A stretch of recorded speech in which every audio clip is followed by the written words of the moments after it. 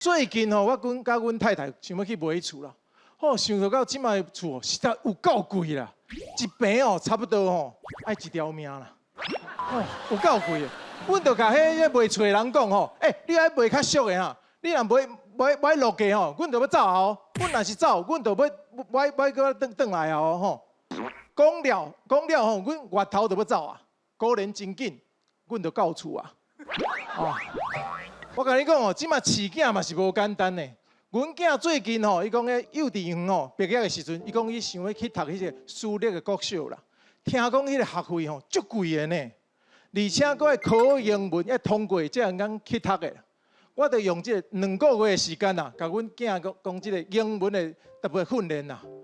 了后足顺利果然无考调无考调的时阵